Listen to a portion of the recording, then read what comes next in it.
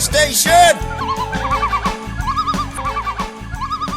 So, Edward, first of all, thank you very much for agreeing to speak with us today. Great. Could you tell us a bit about this wonderful tree that's behind us here?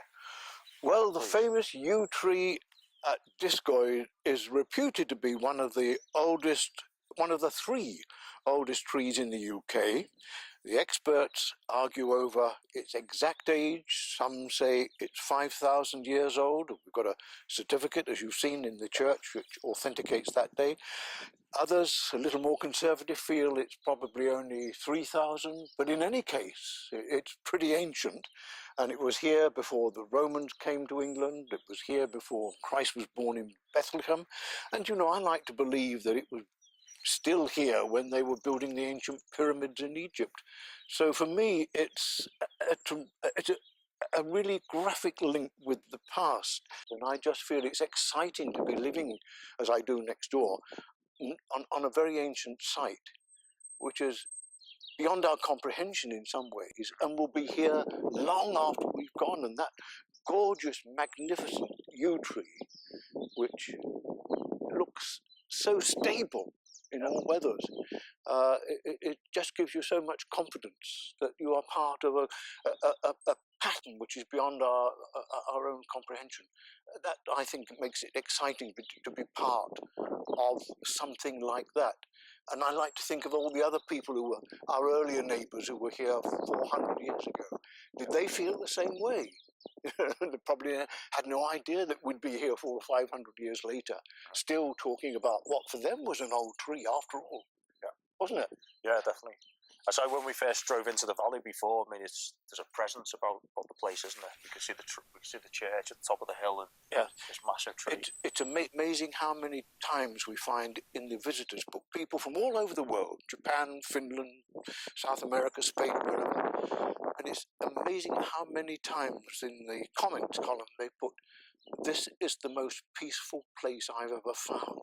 Just going back to the age of the tree then, so how are they able to estimate that it's 5,000 years old? What kind of measurements are they? Well, for the yew tree, they use, as I think I said earlier, what we're really hoping for is that soon there will be a new scientific method of measuring ancient yews like this that would probably solve the argument.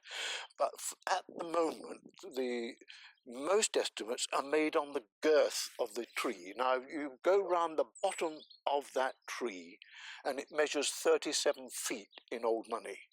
Okay. And that gives you some idea of the age of the tree. And if you get a yew tree with that kind of girth, then it's close to being between 4,000 and 5,000 years old. Makes sense, because we've seen a lot of yew trees over the last year, and they're nowhere near as wide as this one. No, I mean, that's complete. You see, I mean, so often you get yew trees, and you get a clump of yew trees, and they're individual trees.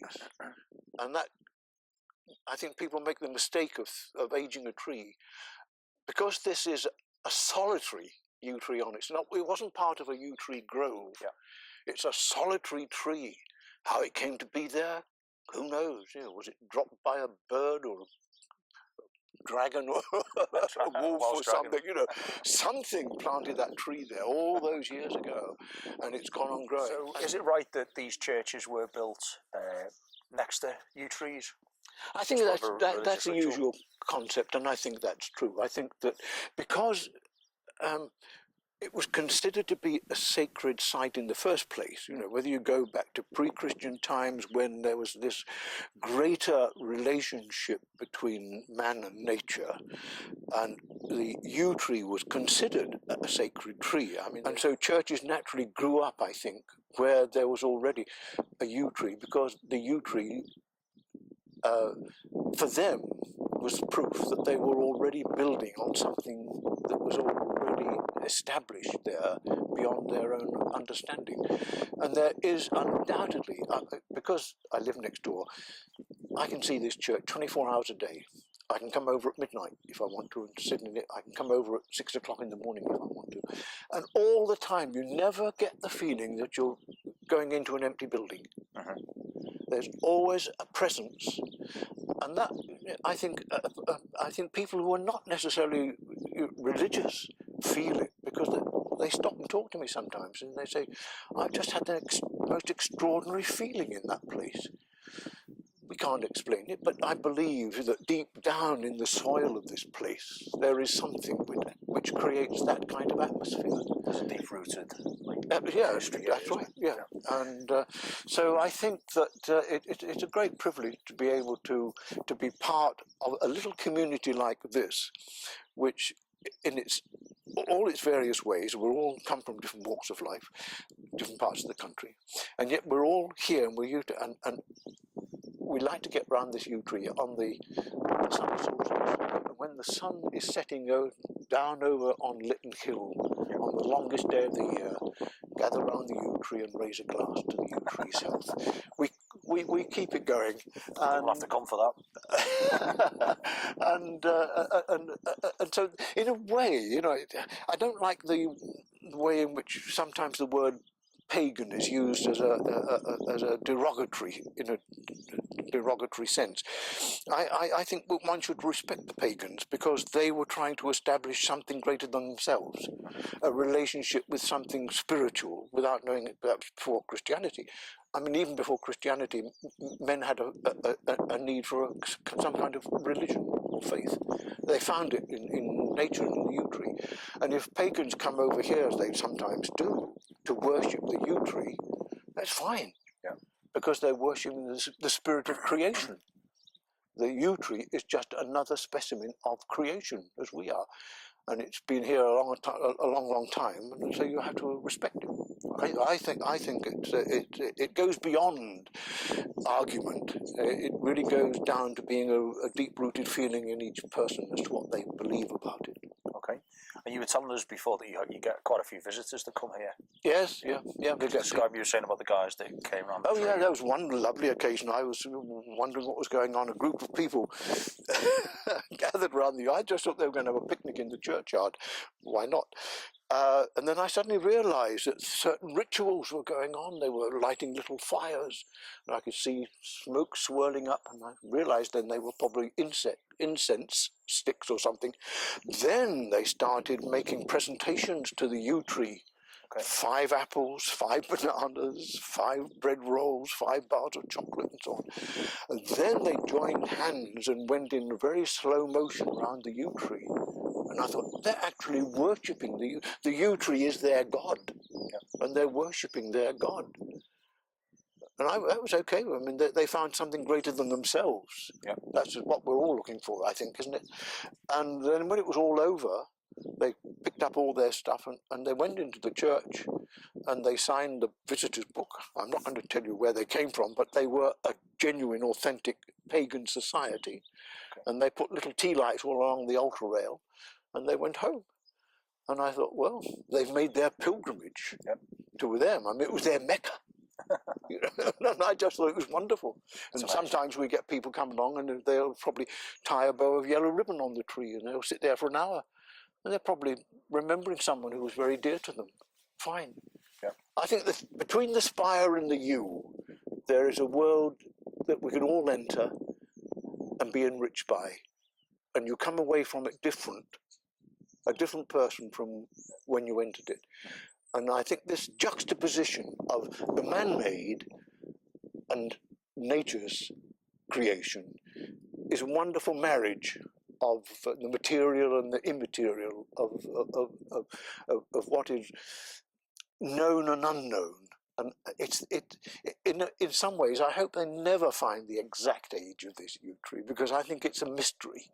And mystery adds to the imagination, don't you think? No, great points, yeah. So, Edward, do you know if this is a male or female tree? No, this one, we don't want to get sexist over this, do we? You know, I mean, but just because he's the big boy, but that is the male tree. Right, okay.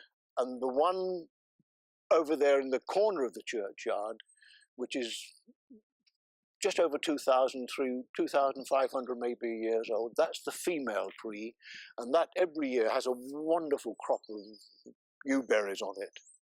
Now, it's believed that hundreds of years ago, this in fact was a circular churchyard, and they had yew trees in the corners of the churchyard, if you can have corners in a circular churchyard, you know. But the idea was that if you had a circular churchyard, there was nowhere for the devil to hide. But the walls have been changed, as you can see. It is no longer strictly circular, only you can see around that side of the church that it could be. But that's the male tree, that is the female tree. And whether they're related, who knows? How this one came to be planted, we've no idea. But unlike so many churchyards where yew trees were grown in clusters, or you have a grove of yew trees, this one is very much a solitary yew. Okay, I think that's a nice way to look at it, the solitary yew tree. And he has a cousin nearby just to keep him company. But this one is the pharaoh. I talked about. I always think of the pyramids of ancient Egypt being built when this tree was growing here as a young tree, and this is the pharaoh of the yew trees. And that's his Nefertiti, the queen. It's incredible to think that this was growing when the pyramids were being built. I mean, we think that's a long time ago, don't we? Yeah. And we accept it's a long time ago.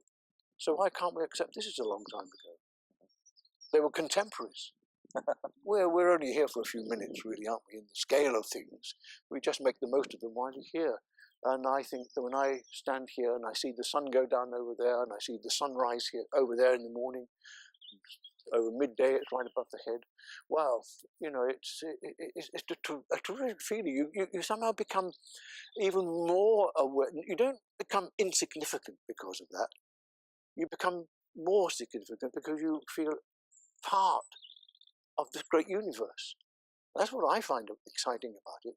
I don't let it embarrass me or intimidate me or make me feel all crikey. No, I think it's marvellous to feel that we're all here together and sharing what's going on.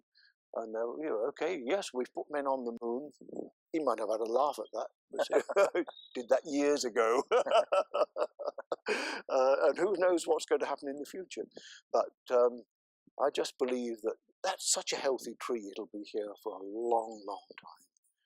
Someone will probably come along in another 100 years' time or so, and they'll probably find your film in the archive somewhere and say, hey, let's go back and look at this yew tree in Discoed.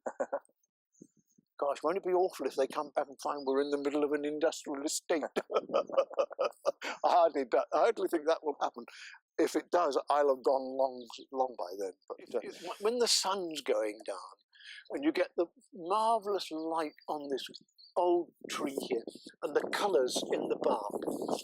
There are so many colours there that you'd need a very wide palette to cover all these magnificent, lovely autumnal colours and this flaky flower. I mean, it's almost like a monster coming out of the sea. This is Moby Dick, isn't it? You know, as if it's some prehistoric monster with its scaly skin, and you can almost pat it and hear it purr. And it's got to be, this is the oldest thing I've ever touched. Oh, it is, yes, I say, I mean, you can go home and so you can say to someone tonight, I have touched something older than the Tutankhamun. I've been into the Valley of Kings and I've seen the graves of the ancient pharaohs, but today I've touched something that's even more important because it's alive. Yeah, you know, absolutely. that's you can feel its heartbeat. Mm-hmm. And there it is, all of it. Look at it. Look here. There's some wonderful colours. Look, isn't that? You can hear it purring. It's so glad to be. It's having a fuss made of it. It's a living thing. You see, that's the important thing about it all. We're not looking at some prehistoric monument. It's alive, and it keeps on regenerating. It's the force of nature encapsulated in one tree. Yeah. Isn't it? Yeah, absolutely. I think so. Absolutely beautiful. It's exciting, it's beautiful, and it'll be here for a long, long time yet. Yeah, I think the yew tree is very happy that we've got this little community around us and that this little church is all part of it. And long may it be. I just hope that people will always respect the yew tree because no one could write the life story of a yew tree. It has to write its own biography. And in order to hear the yew tree's biography, you have to stand and listen to it. And I'm absolutely convinced there is something in the yew tree that speaks to everybody. And those who just want to come and have a few moments standing by it, be in its presence and go away, you're several inches taller. That's the kind of effect it has on you. And I think that's why this little church is so vibrant, because it's got a good neighbour. You know, it's a partnership. And I just feel that as long as that's there, that will be there. And so let's just make sure that we look after it. It's definitely going to stay in my mind for a long, long time. I'm sure it will. It can't. I hope it does. But I know that people go away from here. They can't leave it without taking a last look at it. And if you were to get in touch with me in a few years' time and said, I found something much better than the yew tree at Discoed, I'd have to believe you, but I'd be disappointed, because I'd be surprised if you do. That's making a big claim, and of course, we've got vested interests in it, but it is special, isn't it? Yeah, absolutely. Yeah, I think so. Well, Edward, listen, it's been it's been fantastic speaking to you, and thank you for your time. I'm going to be buried there when I'm buried. I thought I was going to go down there. For more Jungle Bear, please visit junglebear.org.